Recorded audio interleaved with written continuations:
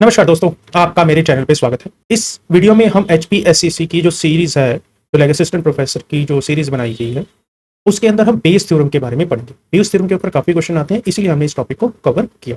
चलिए चलते हैं वीडियो में और देखते हैं कि आपके पास बेस थ्योरम के कैसे डिफाइन करते हैं, कौन-कौन से क्वेश्चन आपके पास आस्क किए गए हैं। But is the Bayes theorem is the fundamental concept in probability theory and statistics name after Thomas Bayes. Bayes theorem का नाम आपका थॉमस बेस के बेसिस पे रखा। Describe that probability of the event based on the prior knowledge of the condition that might be related to the event. जो related से event से जो रिलेटेड कंडीशन होती है उनके बेसिस पे हम इसको डिफाइन करते हैं। अगर इसके फॉर्मूलाज की बात करें, P of A by P is equal to P of B by A multiply by P of A divided by P of P। A by B का क्या मतलब है, हमारे पास is the probability of event A, तो पहला event occurring given that B is true या posterior probability, B is true और पोस्टीरियर प्रोबेबिलिटी। तो P of B by A probability of event B occurring given that A is true and likelihood. So P of A is the probability of event occurring and P of B is probability of B event B occurring. ये आपके पास definition थी जो कि Bayes theorem के ऊपर implement की जाती है। इनका यूज कहाँ कहाँ होता है, जैसे कि स्पैम डिटेक्शन के लिए, स्पैम डिटेक्शन के लिए इसका यूज किया जाता है, मेडिकल इमेज डायग्नोसिस के लिए इसका यूज किया जाता है, मशीन लर्निंग में बेस थ्योरम का काफी यूज किया जाता है, मेंबरशिप प्रोबेबिलिटी के लिए, या फिर आप ये कह सकते हैं कि नेचुरल लैंग्वेज प्रोसेसिंग के लिए भी इसका यूज करते हैं। एग्जांपल, ये क्वेश्चन है, एक medical diagnosis, suppose particular disease effect 1% of the population and there is a test the correctly identify the disease is 90% of the time but also has a false positive rate is 5%। तो A B the event the person has the disease 1%, यानी कि P of A क्या हो गया हमारे पास 0.01 and there at least test correctly identified disease 90%, यानी कि P of B by A, क्योंकि A तो पहले गिवन है, जो बीमार होंगे 0.9%, यानी कि जो डिफेक्टिव पीपल्स होंगे, जो मतलब identify the disease. P of B negation of A, जो डिफेक्टिव नहीं है, जो बीमार, फॉल्स पॉजिटिव रेट है जिनका 0.5%। तो P of negation of A is equal to 1 minus P of A, which is equal to 1.0.1, which is equal to 0.99। तो P of B का अगर फॉर्मूला करें तो फॉर्मूला क्या आता है हमारे पास, लॉ ऑफ टोटल प्रोबेबिलिटी। हम P ऑफ B फाइंड करना चाह रहे हैं। P of B is equal to P of B by A, P of A plus P of B negation of P of A और P of A। तब सारों को add करते हैं तो हमारे पास ये आ जाता है 0.009 plus 0.0495 which is equal to 0.04585। ये हमारे पास P ऑफ B आ गई। By using the P of formula Bayes theorem, P of A by B, P of B by A multiply by P of A divided by P of B, तो 0.9 multiply by 001 divided by 0.058। जब इसको divide करेंगे तो हमारे पास 0.154 आ जाता है, which is equal to 50.4%, much lower than expected. तो if person test positive the probability that actually disease is 15.4%, much lower than expected. जो हम एक्सपेक्टेशन थी उससे 15% हमारे पास लो है। ये नेक्स्ट क्वेश्चन करते हैं डायग्नोस्टिक्स के लिए। Diagnostic test false positive rate is 2% and false negative rate is 5%. If the disease occur in 1% of the population, what is the probability that randomly selecting individual has the disease given that they tested positive? तो अब false positive rates हमारे पास आ गए। false positive rate 2%, 0.02, false negative rate is 5%, which is equal to 0.05, disease prevalence 1% or 0.01. We need find the probability that person has disease given that they tested positive. P of disease given that positive, हमने यही निकालना है, disease given that they positive। तो by using the Bayes theorem क्या कहेंगे हम, P of disease positive which is equal to P of positive divided by disease multiply by P of disease divided by P of positive। ये हमारे पास formula बन गया। तो सबसे पहले P ऑफ पॉजिटिव कैलकुलेट करते हैं by the universal formula. P of positive, pos को पॉजिटिव कर दिया मैंने, is equal to P of positive divided by disease multiply by P of disease plus P of positive no disease multiply by P of ND no disease. ये आपके पास आ गया। जब इसकी वैल्यू पुट करेंगे तो हमारे पास सबसे पहले निकाल लेते हैं पॉजिटिव, P ऑफ पॉजिटिव और disease is equal to 1 minus false negative rate which is equal to 1.0.05 which is equal to 0.5। तो अब बात करते हैं पॉजिटिव, अब हम बात करते हैं positive no disease which is equal to false positive rate. आपके पास यह क्या 0.02, no disease 1 minus disease which is equal to 0.99। तो पॉजिटिव निकाल लिया हमने यहाँ से, ऊपर फार्मूला पुट किया हमने 95 multiply by 0.1 plus 0.2 multiply by 0.9 और पॉजिटिव हमारे पास आ गया 0.0293।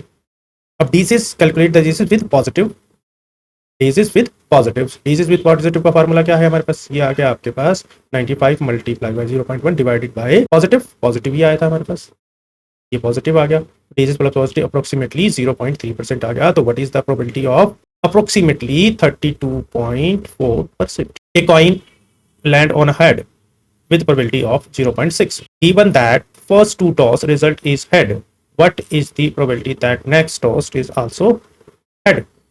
Probability of head क्या है हमारे पास, P of head is 0.6%, 0.6 से कर सकते हैं। तो first two the result is head, the coin toss are independent event, therefore the probability of next toss is also remains 0.06%। अगर पहले दो टॉस रिजल्ट हेड है तो यही प्रोबेबिलिटी रहती है कि थर्ड टॉस भी आपके पास हेड ही आएगा। अब नेक्स्ट क्वेश्चन पे करते हैं। एक in a factory a machine produce 40% of total item while machine produce 60%, machine A is defective rate is 0.2%, B has defective rate is 3%. If randomly picked item is defective, what is the probability it come from machine A? Machine A produce 40% of the item with defective rate is 2%. Machine B produce 60% of item with defective rate of 3%. So we need PA of defective. PA of defective क्या कहता है, P of defective A multiply by P of A divided by P of defective। तो सबसे पहले हम defective calculate करें। Defective कैसे calculate करोगे, P of डिफेक्टिव कैलकुलेट करने के लिए क्या है हमारे पास, P of defective of A, A के defective multiply by P of A plus P of defective by P multiply by P of B। ये आपके पास आ गया। अगर हम इसकी बात करें P of डिफेक्टिव A की बात करें तो हमारे पास 0.02% है, एंड P of A की बात करें तो हमारे पास क्या है 0.4 है, 0.02 multiply by 0.4 plus P of defective B की बात करें 3% है, तो ये आपके पास 0.03 आ गई, और multiply by P of B की बात करें तो हमारे पास क्या है 0.6 है। तो अब हम इसको जब मल्टीप्लाई करेंगे तो हमारे पास क्या आ जाएगा, ये आ जाएगा हमारे पास 0.08 plus 0.018 which is equal to approximately 0.0। अब सेकंड कैलकुलेशन करते हैं। अब हमें ए भी तो निकालना है, ए विद डिफेक्टिव, ये भी निकालना है। ए तो हमारे पास ए ऑफ डिफेक्टिव कितना है 0.2 multiply bye defective, this is the defective. तो इसको डिवाइड किया तो फार्मूला हमारे पास आ गया, ये आपके पास 30.8%। तो प्रोबेबिलिटी क्या होगी हमारे पास, P ऑफ A के डिफेक्टिव होने के क्या चांसेस है 30.8%। A bag contain 5 red 5 blue ball, one ball is drawn at randomly and replaced, another ball is drawn, what is the probability that both are red given that the first draw was red? तो bag में कितनी ball थी, bag contain 5 red and 5 blue ball, after first draw ball is replaced, the probability of P of red क्या होगी हमारे पास, total favourable case कितनी है 5, total cases कितने हैं 10, तो यानी कि 1 पाई। अब since the ball is replaced draws are independent, then the probability of both draw the being red, the first draw was red, so आप कह सकते हैं कि दोनों के केसेस में भी आपके पास 0 point on second draw divided by formula क्या है हमारे पास, P of red on second draw by P of red on first draw is equal to P of red which is equal to 0.05, probability is 0.05, 0.5 कह सकते हो या 50% कह। चलिए नेक्स्ट क्वेश्चन पे चलते हैं, क्योंकि नेट का क्वेश्चन है 2023 में पूछा गया। A fair dice and A bias dice where the probability of rolling a 6 is 1/3. If one dice is chosen at random and a 6 is rolled, what is the probability that bias dice was chosen? तो fair dice क्या है, fair dice में आपके पास P of 6 और fair भी हो विच is equal to क्या है 1/6, क्योंकि 6 ही होता है। बायस डाइस में क्या है, P ऑफ 6 अपॉन में bias is equal to 1/3 given है हमारे पास। 1 डाइस चूजन एट रैंडमली, तो P ऑफ फेयर क्या है, is equal to P of bias 1/2। 1 dice chosen at randomly and 6 is rolled, क्योंकि दोनों की प्रोबेबिलिटी आपके पास A6 is rolled. We need calculate P of biased by 6 using the Bayes theorem। तो अब हमारे पास क्या है, क्या फॉर्मूला क्या बनता है हमारे पास, P of B by S is equal to P of S by bias multiply by P of B divided by P of 6। तो अब इसको फॉर्मूले में रखते हैं। जैसे ही हम इसे रखते हैं, पहले हमने कैलकुलेट क्या करना है, P of 6। P of 6 calculate करने के लिए formula P of 6 by fair multiply by P of fair, P of 6 by bias multiply by bias। तो P of 6 हमारे पास क्या आ गया, 1/6 है। फेयर डाइस का क्या है, 1/2।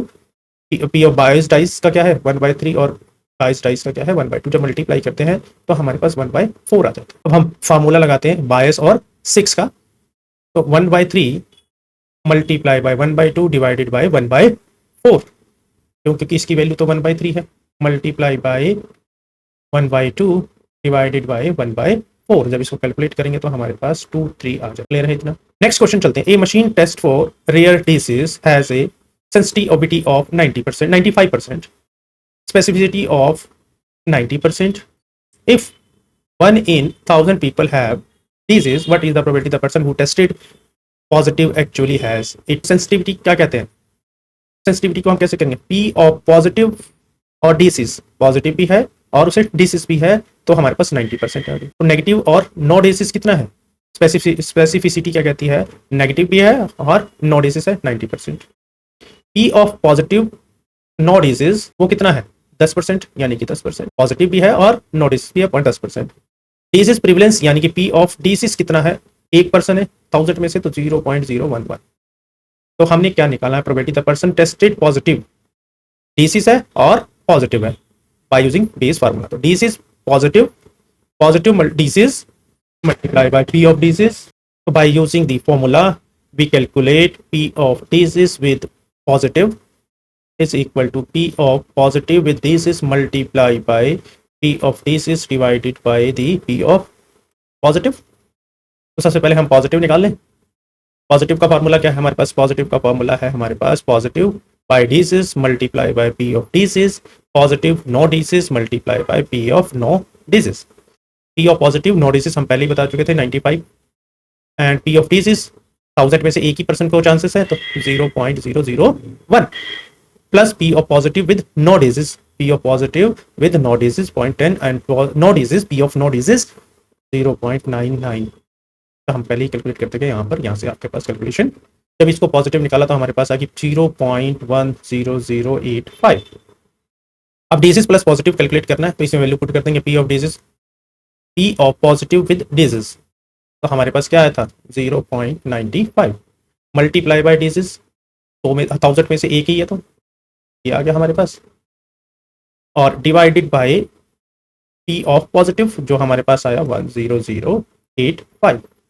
जब इसे हम कैलकुलेट करते हैं तो हमारे पास आ जाता है 0.0095 divided by 0.10085 which is equal to approximately 0.094 आ जाता है, या फिर कह सकते हैं 0.94% आंसर आ जाता है, कि 1% से भी लेस देन चांसेस है। A computer system, 2 hard drive A and B, drive A fail with probability of 0.02 while drive B fail with probability of 0.01। given that failure has occurred, what is the probability that A failed? P of A क्या हो गया हमारे पास 0.02, P of B क्या हो गया हमारे पास 0.1। तो फेलियर हैज अकर्ड, तो हमने क्या निकाला, P ऑफ A का फेलियर निकालना है by using the formula of Bayes theorem. P of A failure तो क्या हो जाएगा, P of failure of A multiply by P of A divided by P of failure. अब सबसे पहले कैलकुलेट क्या करना होता है हमें, failure. Failure, P of failure का फॉर्मूला क्या है, P of F is equal to P of F by A multiply by P of A plus P of F by B, failure of B multiply by P of B. So P of F by A is, what is the probability, 1 multiply by P of A क्या था 0.2, और P of B भी हमारे पास क्योंकि A की 2 drive है तो एक है तो 1 multiply by 0.01 which is equal to 0.02 plus 0.01 which is equal to 0.03. हमारे पास P of failure आ गई. तो by using the formula put कर दिया हमने. P of F by A failure की probability क्या है हमारे पास 1 है, मल्टीप्लाई बाय P of क्या है 0.02 है, डिवाइडेड बाय 0.3. तो हमारे पास क्या आ गया 0.02 बाय 0.03. तो क्या आ जाएगा हमारे पास 2 बाय. नेक्स्ट क्वेश्चन पे चलते हैं. A sensor detect motion with 90% accuracy, यानी कि एक्यूरेसी हो गई 90%, तो फेलियर 10% हो गया.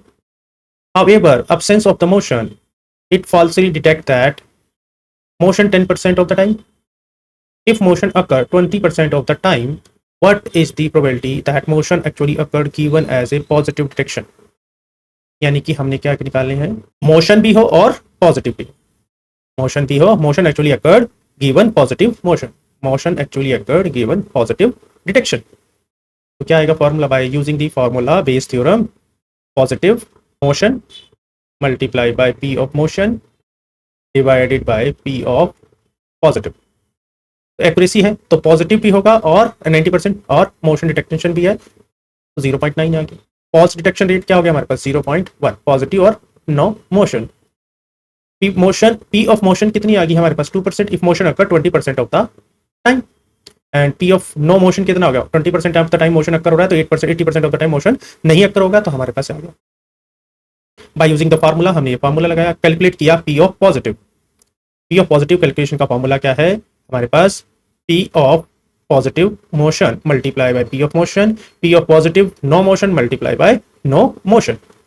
P of positive motion 0.9 आ गई, P of motion हमारे पास 20% आ गया, P of positive और no motion 0.1% आ गया, और P of no motion is 0.8 आ गया. तो मल्टीप्लाई किया तो हमारे पास एडिशन के बाद 0.26 आ गया. जब हमने इसको इस फॉर्मूले में पुट किया, P of पॉजिटिव और मोशन 0.9 है, P ऑफ मोशन कितना है हमारे पास 0.2 डिवाइडेड बाय 0.26. तो ये क्या हो जाएगा हमारे पास, ये मल्टीप्लाई करके आ जाएगा 0.18 divided by 0.26 which is equal to 18/26 which is equal to आपके पास आ जाएगा 9/30 which is equal to 69% approximately.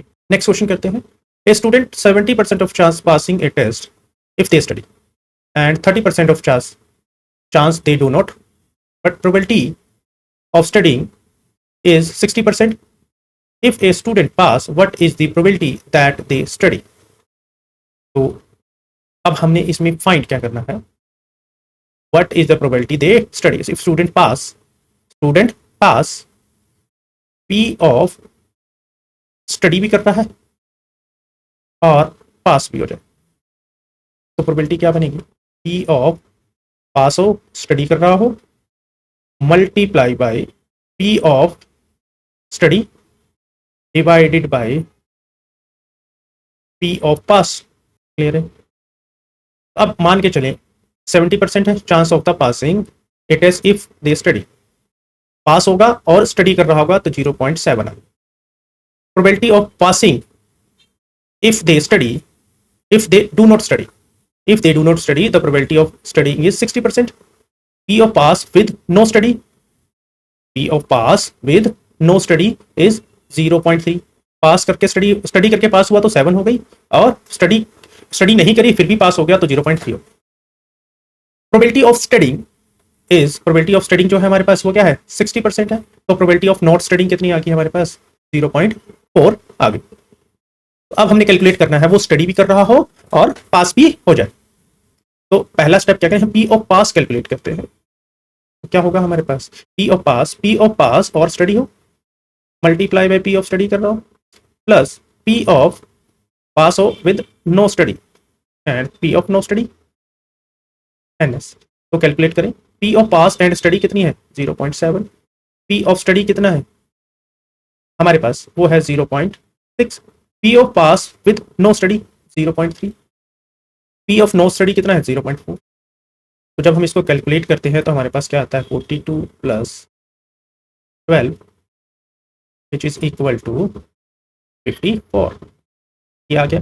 अब हम इसको इस फॉर्मूले में पुट करेंगे, ये हमारा फॉर्मूला है। तो हमारे पास क्या आ जाएगा, P of pass and study 0.7 multiply by 0.6 divided by 0.54 which is equal to 42 divided by 54 which is equal to 42 by 54, 21 by which is equal to 21 by 27। तो ये हमारे पास अप्रोक्सीमेटली 0.78 आ गया। The probability of study student approximately 77.8%। Question 2 करते हैं। A machine produce 20% of defective item, 20% defective. A quality checked correct detect defective item of 95% of the item, 95% of the time, but wrongly classify a non-defective item as a defective item 5% of the time. If item is classified as a defective, what is the probability is actually defective? अब हमने क्या बताना है, classify भी करना है defective but it is also a defective. P of classified defective actually defective। तो formula क्या कहता है, P of defective classified defective and P of classified defective divided by, तो probability of item being defective is 0.2 जो 20% है। probability of item is non defective, defective 20% है तो non defective हमारे पास क्या होगी 80% होगी।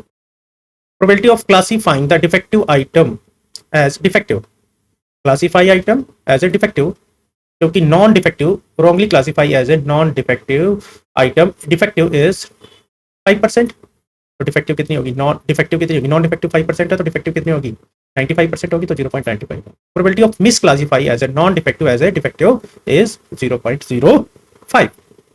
बाय द फार्मूला हमने डिफेक्टिव फाइंड करना है जो क्लासीफाइड डिफेक्टिव हो, तो डिफेक्टिव फाइंड करना है जो कि क्लासीफाइड डिफेक्टिव हो। तो क्या होगा, P of classified defective actual defective multiply by P of defective divided by P of classified defective।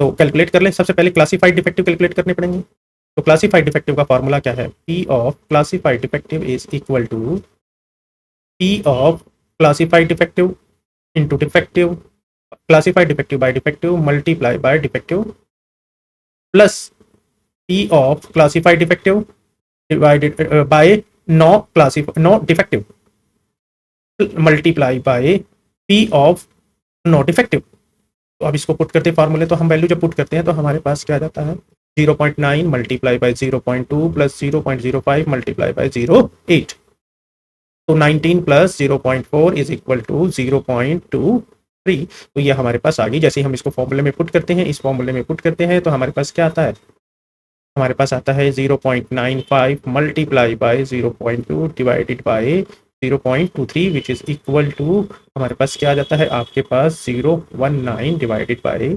023 which is equal to 19/23। तो हमारे पास अप्रोक्सीमेटली आ जाता है 0.826, तो 82%, 82.6% हो। Probability item is actually defective given it is defective, classified defective is approximately 82.6%। तो ये इस video में इतना ही। ये आपके पास सारे के सारे क्वेश्चन थे जो बेस थ्योरम के बेसिस पे पूछे जाते हैं। अगर आपको मेरी वीडियो अच्छी लगी तो मेरे चैनल को सब्सक्राइब और वीडियो को लाइक करना ना भूलें। थैंक यू दोस्तों, मिलते हैं अगली वीडियो।